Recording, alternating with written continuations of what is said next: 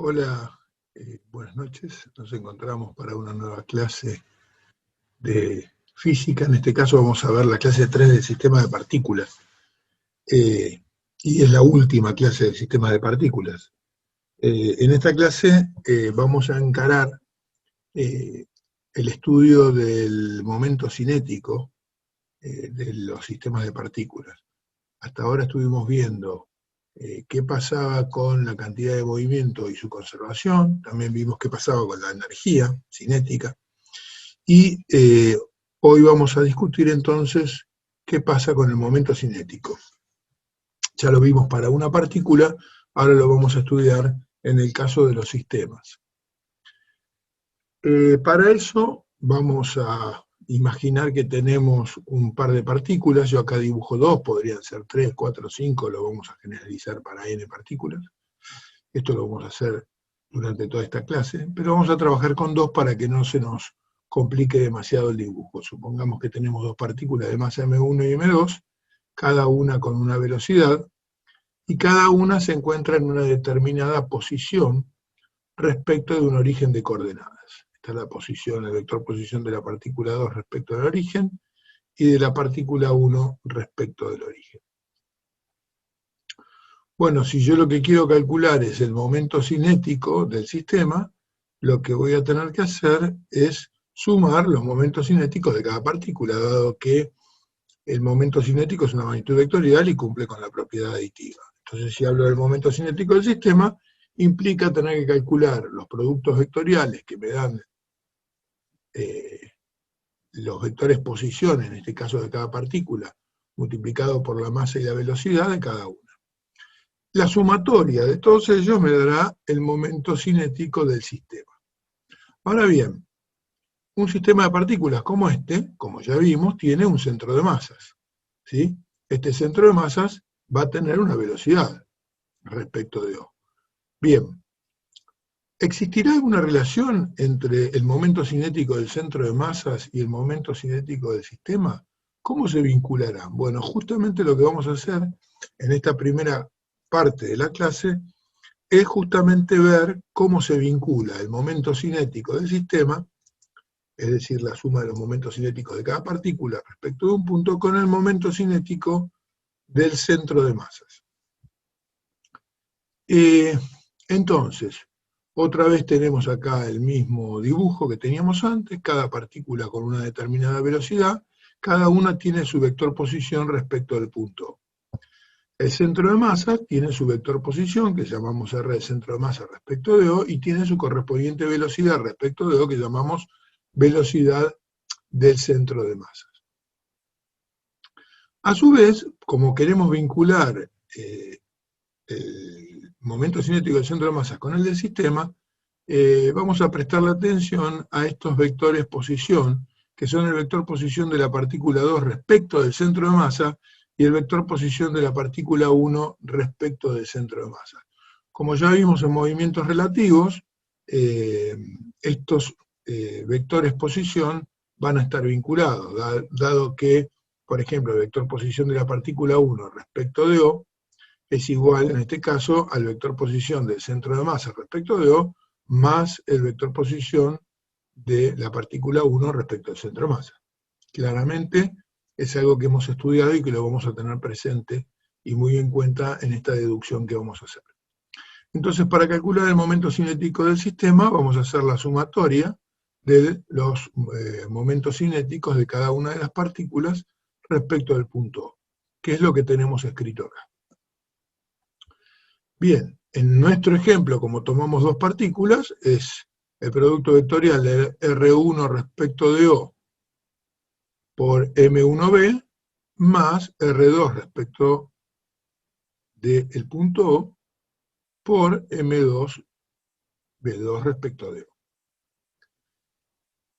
Y como decíamos entonces, habiendo marcado estos vectores, el vector posición de la partícula 1 respecto de O es la suma del vector posición del centro de masa más el vector posición de la partícula 1 respecto del centro de masas. Y lo mismo para la partícula 2. El vector posición de la partícula 2 respecto de O es igual a la suma del vector posición del centro de masa respecto de O más la el vector posición de la partícula 2 respecto del centro de masa. Si yo derivo estos vectores posición, voy a obtener, como ya sabemos, las velocidades. En este caso voy a tener en cuenta que la velocidad de la partícula 1 respecto de O, entonces será igual a la velocidad del centro de masa respecto de O, que es esta velocidad que tenemos marcado, más la velocidad que tenga la partícula 1 respecto del centro de masa. Ojo, no esta velocidad, sino la que tiene la partícula respecto al centro de masa, que acá no estaría dibujada. Y lo mismo pasaría para la partícula 2, ¿no? El vector velocidad de la partícula 2 respecto de O va a ser el vector velocidad del centro de masa respecto de O, más el vector velocidad de la partícula 2 respecto del centro de masa. Bien, si nosotros reemplazamos en la primera ecuación, para poder justamente vincular con el centro de masas, donde decía el vector posición de la partícula 1 respecto de O, lo reemplazamos por la suma que acabamos de ver. Y lo mismo con la velocidad de la partícula 1 respecto de O va a ser igual a la velocidad del centro de masa respecto de O más la velocidad de la partícula 1 respecto al centro de masa. Y lo mismo hacemos para la partícula 2, hacemos ese reemplazo. Bueno, vemos que se nos está agrandando el asunto. Bueno, lo que vamos a hacer ahora es aplicar propiedad distributiva, es decir, voy a hacer el vector posición del centro de masa respecto de O, multiplicado por, vectorialmente, la masa 1 y por la velocidad del centro de masa respecto de O. Luego voy a hacer el mismo vector posición por la masa 1 y por la velocidad 1 respecto al centro de masa, que es lo que tenemos acá.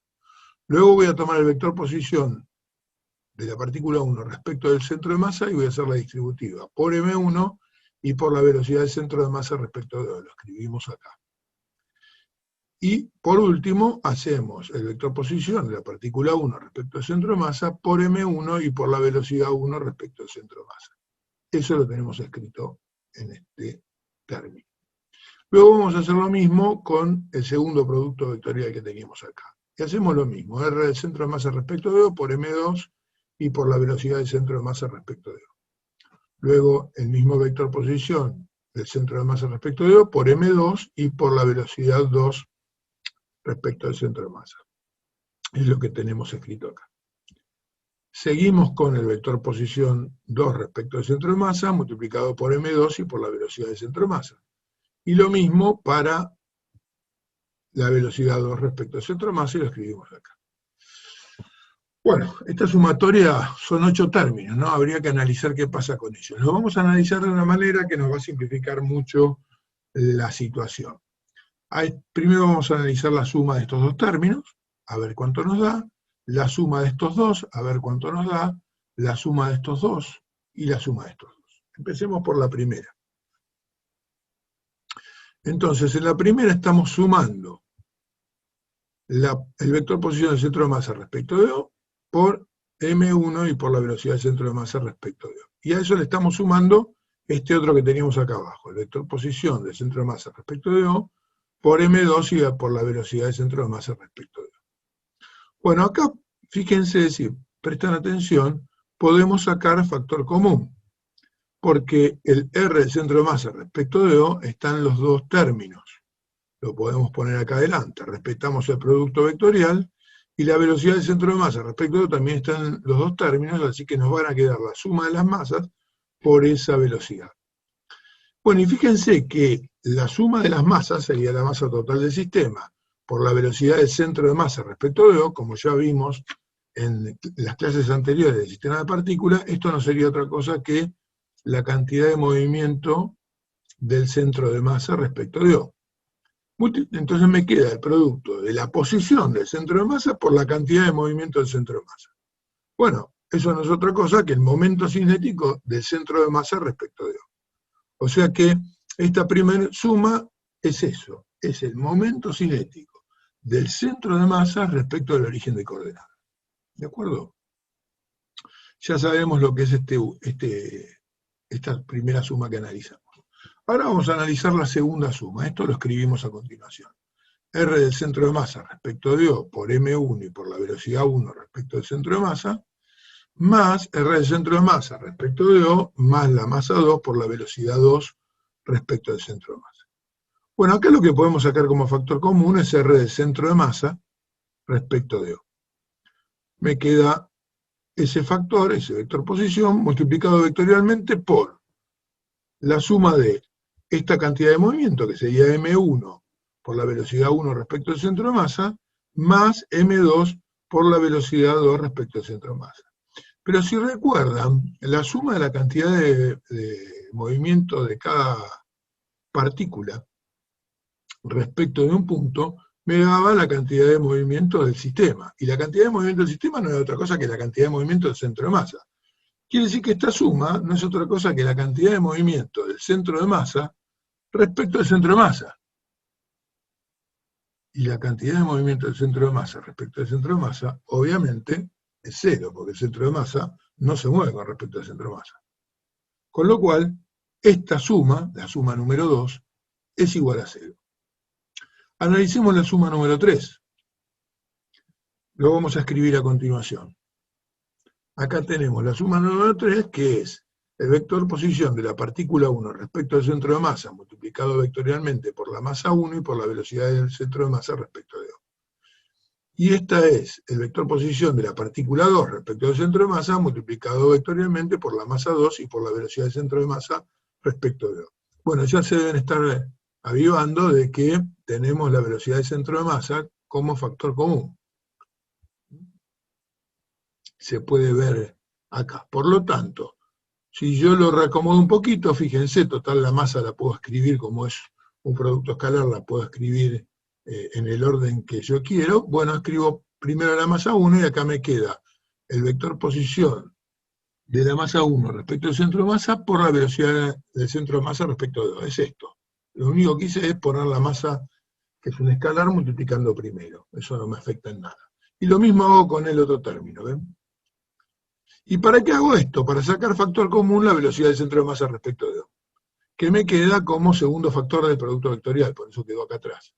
Y el primer factor es la masa 1 por el vector posición 1 respecto al centro de masa, más la masa 2 por el vector posición 2 respecto al centro de masa. Y si recordamos la definición del vector posición del centro de masa, cómo definíamos la posición del centro de masa, recuerdan que era la suma de los productos de las masas por los vectores posición de cada partícula respecto de un punto, dividido en la masa total.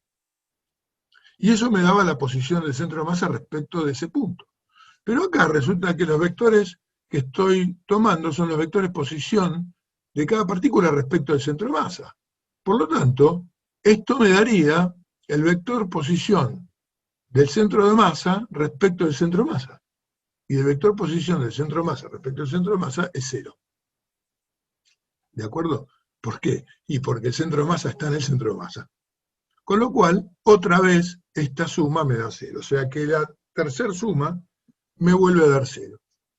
Veamos qué pasa con la cuarta suma. La cuarta suma era esto que tengo escrito acá. Es el vector posición de la partícula 1 respecto al centro de masa por la masa 1 y por la velocidad 1 respecto al centro de masa. Y esto es el vector posición de la partícula 2 respecto al centro de masa por la masa 2 y por la velocidad de la partícula 2 respecto al centro de masa. Estas sumas no son más que momentos cinéticos, fíjense. Este sería el momento cinético de la partícula 1 respecto al centro de masa, porque esta es la cantidad de movimiento de la partícula 1 respecto al centro de masa. Y este sería el momento cinético de la partícula 2 respecto al centro de masa. Y si tuviera más partículas, sería el momento cinético de la partícula 3 respecto al centro de masa, etcétera, etcétera, etcétera. O sea, lo que estamos haciendo es la sumatoria de los momentos cinéticos de cada partícula respecto del centro de masa. De modo que el momento cinético del sistema ahora se puede calcular como el momento cinético del centro de masa respecto del origen de coordenadas, que sería este primer término, más la suma de los momentos cinéticos de cada una de las partículas respecto del centro de masa. Al primero se lo llama momento cinético orbital del sistema, y al segundo término, a esta sumatoria, que es la sumatoria de los momentos cinéticos, respecto al centro de masa se llama momento cinético spin. Bien, esta demostración que acabamos de ver es muy importante, primero porque nos dice que el momento cinético del sistema no es igual solamente al momento cinético del centro de masa como uno podría esperar. Digamos, si se apura, como la cantidad de movimiento del sistema era igual a la cantidad de movimiento del centro de masas, uno puede suponer que el momento cinético del sistema tiene que ser igual al momento cinético del centro de masas, pero no es así. Además de calcular el momento cinético del centro de masa respecto al origen, hay que calcular y sumarle los momentos cinéticos de cada partícula respecto al centro de masa. Primera cosa importante. Segunda cosa importante para destacar acá es que el momento cinético de cada partícula respecto del centro de masa es una magnitud intrínseca al sistema. Es decir, estos momentos cinéticos no dependen del sistema de referencias. El momento cinético del centro de masa respecto al origen, sí, porque es respecto al origen del sistema de referencia o del sistema de coordenadas. O sea que este depende del sistema de coordenadas, pero el momento cinético spin no, es una propiedad intrínseca. ¿De acuerdo? En cualquier sistema de coordenadas, este momento cinético va a ser el mismo. Así que eso es importante. Otra cosa también para destacar, muy importante, respecto de esta demostración, es entender que esto se va a poder extender, sobre todo cuando estudiemos ahora cuerpo rígido, la próxima clase, que empecemos con cuerpo rígido, se va a poder extender y va a tener consecuencias muy importantes. A ver si entendemos más o menos de qué estamos hablando. Imaginemos el sistema solar, imaginemos el planeta Tierra, primero, alrededor del Sol. Supongamos que ponemos el origen en el Sol. El planeta Tierra tiene un centro de masas, bien. El momento cinético del planeta Tierra respecto del Sol se podría calcular de esta manera. Primero calcular el momento cinético del centro de masa de la Tierra respecto del Sol. Esto sería el momento cinético orbital. Y luego calcular el momento cinético de cada partícula que conforma el planeta Tierra, que en este caso va a ser un cuerpo rígido, alrededor de su centro de masas, de un eje que pase por el centro de masas. Esto sería el momento cinético spin de la Tierra. Ese momento cinético spin de la Tierra es una propiedad de la Tierra, y va a ser siempre el mismo, independientemente del sistema de coordenadas de donde yo observe el fenómeno, su momento cinético spin va a ser el mismo. Y voy a poder estudiar el movimiento de la Tierra como un movimiento de el centro de masas, en este caso, alrededor del Sol, más el momento cinético spin. Es importante que esto además es válido no solamente para momentos de rotación, o sea, yo podría calcular esto mismo para cualquier otro tipo de movimiento respecto de un punto. En las rotaciones va a tener mucha utilidad, pero se puede calcular respecto de cualquier punto. Si yo tomara todo el sistema solar, por ejemplo, todo el sistema solar, y midiera el momento cinético de cada planeta, cada uno de ellos podría medirlo de esta manera. Cada planeta tendría un momento cinético respecto del origen de coordenadas, del centro de masa respecto al origen de coordenadas, esto es respecto del Sol, pero además cada planeta tendría su propio momento cinético spin. Esto, si lo relacionan con química, se acuerdan que en química deben haber hablado del spin de los electrones. Bueno, en realidad cuánticamente tiene unas diferencias, pero conceptualmente podemos hacer algún tipo de paralelo, digamos, porque acuérdense que cuando se comenzó a descifrar cómo era un átomo, se imaginaba un átomo similar a un sistema planetario. Hoy en día sabemos que hay diferencias importantes y ya tenemos que entrar en la mecánica cuántica, pero en los átomos también se va a hablar, por ejemplo, de un spin, ¿de acuerdo? Bien, vamos a ver ahora lo que llamamos segunda ecuación universal de los sistemas de partículas. ¿Ya se acuerdan cuál era la primera ecuación universal? La habíamos visto, la de la suma de las fuerzas, igual a la derivada de la cantidad de movimiento del centro de masa respecto al tiempo, o la masa por la aceleración del centro de masa, ¿se acuerdan? Bueno, pero acá va a haber una segunda ecuación universal que tiene que ver justamente con el momento cinético y con qué cosa hace cambiar al momento cinético. Entonces supongamos que tenemos esas partículas como teníamos antes, cada una tiene una velocidad, estaba siguiendo una trayectoria, y tienen, como ya sabemos, sus correspondientes vectores posicionales. Pero ahora vamos a considerar la interacción entre estas partículas. Estas interacciones, igual que hicimos en la primera clase, podrían ser porque se chocan, podrían ser porque son imanes, pero nosotros vamos a considerar exclusivamente en un instante que está actuando la interacción gravitatoria. Es decir, las partículas tienen la suficiente masa como para estarse atrayendo, como si fueran dos planetas, ¿sí? Nuestras partículas son como si fueran dos planetas, que se atraen en un instante.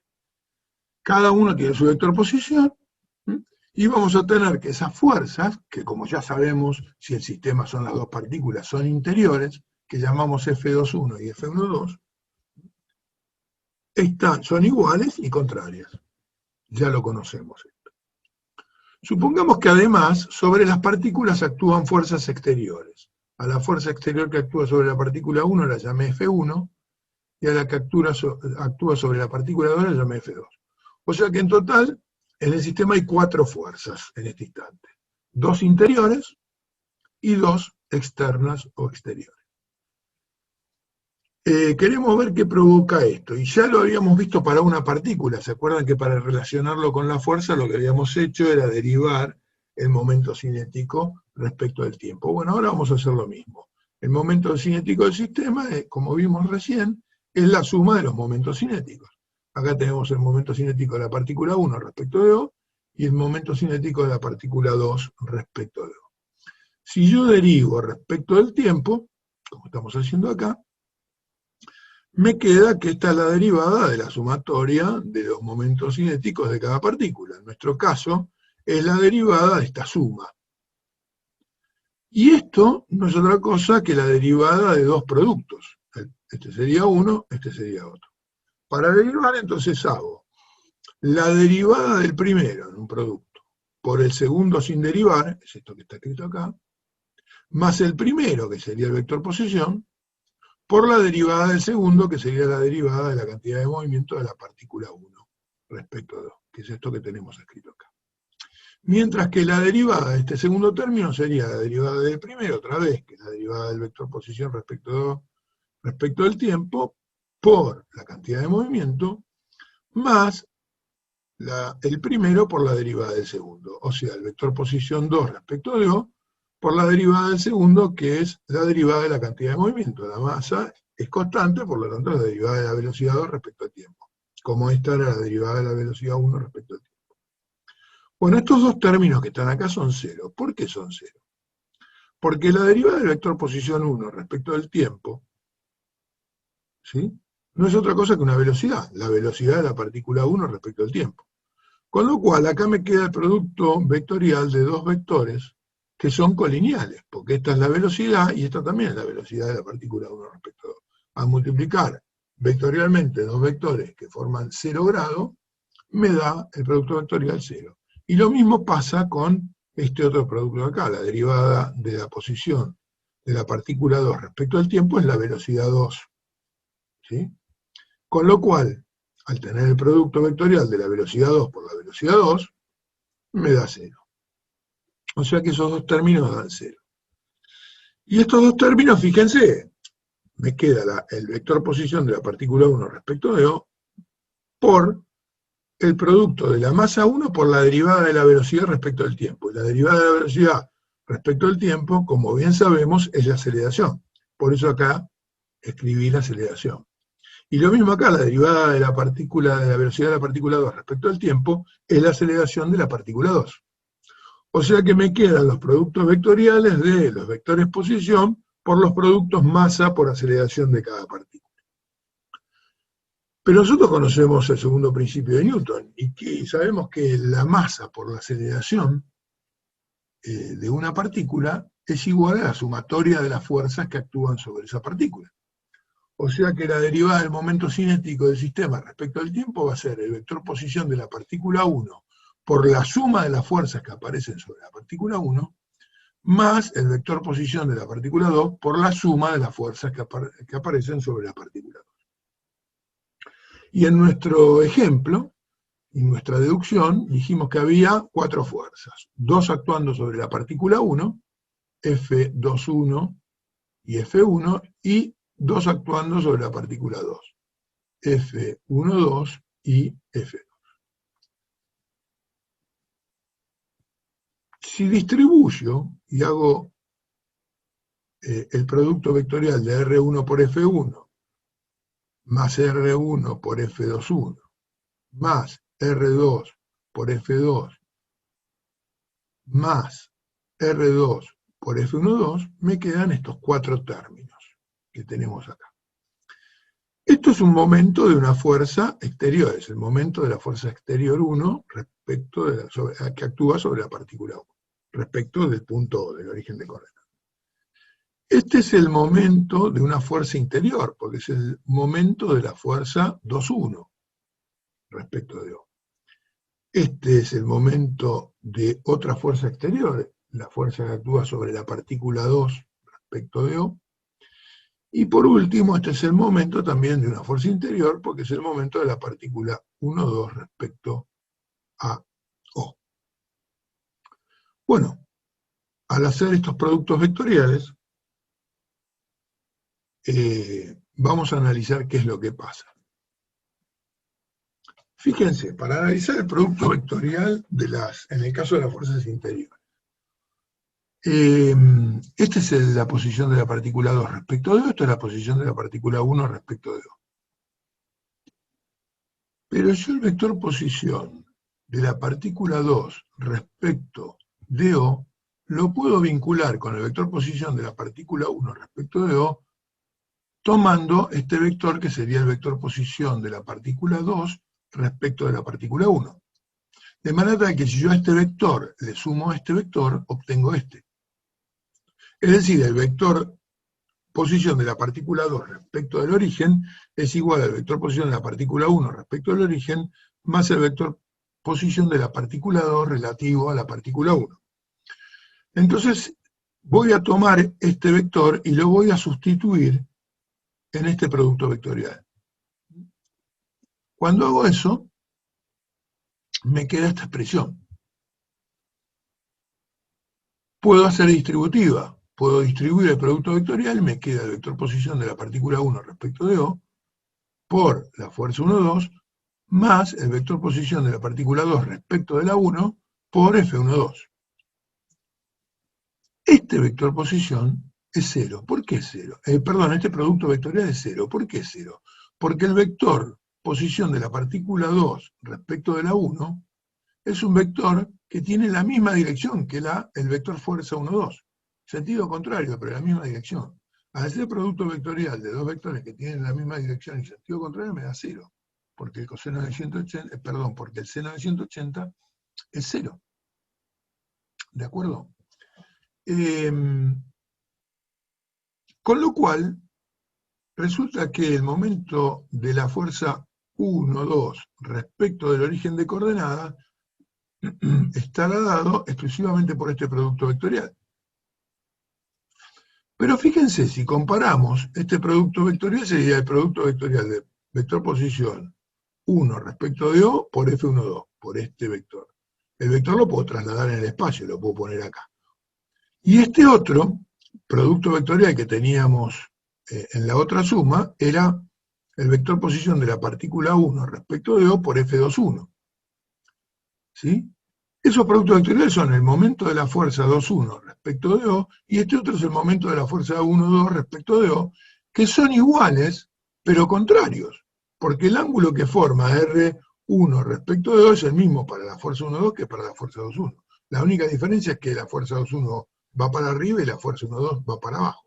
Esos productos vectoriales son iguales y de sentido contrario, como tengo escrito acá. Por lo tanto, se anulan. Es decir, si volvemos para atrás, fíjense, este producto vectorial, estamos diciendo, es igual y contrario a este. Se anula. Es decir, que los momentos de la fuerza interiores respecto de O se anulan. Para dos partículas y para n partículas, va a suceder para todas. Con lo cual, al anularse, resulta que llego a la conclusión que la derivada del momento cinético del sistema, ¿sí?, respecto del tiempo, no es otra cosa que la suma de los momentos de las fuerzas exteriores o externas. O sea que Los únicos momentos que hacen cambiar el momento cinético son los momentos de fuerzas exteriores aplicadas al sistema. ¿Sí? ¿Qué es esto que tenemos escrito acá? Entonces, ¿quién hace cambiar al momento cinético de un sistema de partículas? Los momentos de las fuerzas exteriores aplicadas. O sea que para que cambie tiene que haber momentos de fuerzas exteriores. Y esto se conoce con el nombre de segunda ecuación universal. Es decir, fíjense, para cambiar la cantidad de movimiento de un sistema de partículas debe haber impulso de fuerzas exteriores. Las interiores no hacen cambiar la cantidad de movimiento del sistema. Y para hacer cambiar el momento cinético de un sistema de partículas debe haber aplicadas momentos de fuerzas exteriores. Es decir, tiene que haber fuerzas exteriores aplicadas que provoquen momento.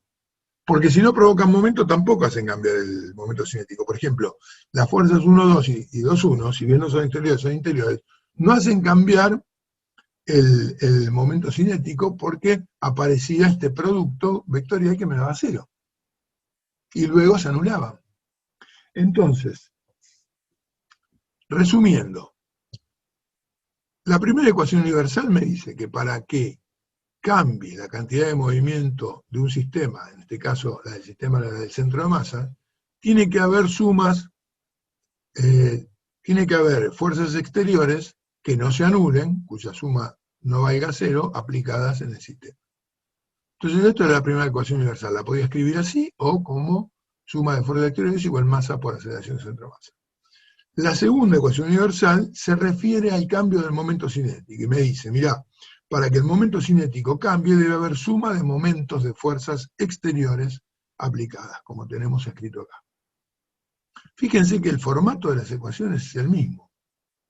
Nada más que cuando hablo de momento cinético, hablo de suma de momentos exteriores. Mientras que cuando hablo de cambio de cantidad de movimiento, hablo de suma de fuerzas exteriores.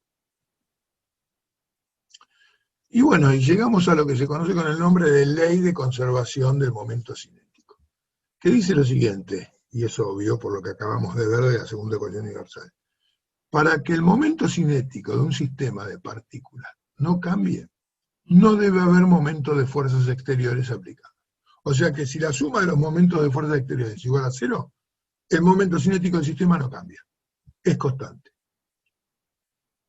Bien, esto explica muchas situaciones. Por ejemplo, si tomamos al sistema solar como un sistema de partículas, donde tomamos como origen de coordenadas al Sol, tenemos un montón de partículas, que serían los planetas girando alrededor del Sol. ¿De acuerdo? Bueno, el momento cinético del sistema solar permanece constante. ¿Por qué? Porque no hay ningún momento de fuerza exterior aplicada. Sí hay fuerzas aplicadas, porque el Sol atrae a cada planeta, pero ¿qué pasa con los productos vectoriales de las posiciones de cada planeta por la fuerza de atracción? El vector posición y el vector fuerza tienen la misma dirección y sentido contrario, por lo tanto sus productos vectoriales dan 0. Es decir, que si bien hay un montón de fuerzas de atracción aplicadas sobre cada planeta, ninguna de ellas provoca momento respecto del Sol, donde puse el 0. ¿De acuerdo? Y entonces, ninguna de esas fuerzas, al provocar momento, como el sistema solar se encuentra en el vacío, cada planeta sigue moviéndose como se estaba moviendo, manteniendo su momento cinético, ¿sí? Y el momento cinético del sistema no cambia, es constante. Hay momentos que los planetas se acercan más al Sol, bueno, ahí aumentan su velocidad, si se alejan la disminuyen. ¿Por qué? Pasa como en el hilito, ¿se acuerdan que se enrollaba en mi dedo? Si se acerca el planeta al Sol, la velocidad tiene que aumentar porque el momento cinético tiene que seguir siendo el mismo. Y así para cada planeta. ¿Quién podría cambiar el momento cinético del sistema solar? Y bueno, una fuerza externa aplicada. Si apareciera un cuerpo, qué sé yo, un meteorito gigantesco que no perteneciera al sistema solar y chocara contra un planeta. Bueno, es posible que le aplique una fuerza suficiente para hacer cambiar el momento cinético. Pero si eso no sucede, el momento cinético del sistema solar va a permanecer constante. Con eso estaríamos terminando nuestra última clase de sistema de partículas. Acá no tenemos ejercitación, pero sí lo que les recomiendo es que entren en este link que está acá, que es un video que también elaboramos en el laboratorio de física, donde se puede ver bien la conservación del momento cinético en acción. Es un video donde hay una serie de experimentos muy interesantes para ver, así que se los recomiendo especialmente. Entren al link y véanlo, vale la pena, les va a ayudar a entender mucho este tema. Es un tema que hemos visto que es bastante teórico para los sistemas de partículas y que por eso no tenemos una aplicación directa en los problemas que tenemos que resolver. Ahora cuando entremos en cuerpo rígido, que va a ser la clase siguiente, entonces sí, vamos a ver la aplicación de la conservación del momento cinético y la aplicación de la segunda ecuación universal de resolución de problemas. Bueno, espero que les haya servido la clase. Nos vemos en la próxima. Un átomo similar a un sistema planetario. Hoy en día sabemos que hay diferencias importantes y ya tenemos que entrar en la mecánica cuántica, pero en los átomos también se va a hablar, por ejemplo, de un spin, ¿de acuerdo? Bien.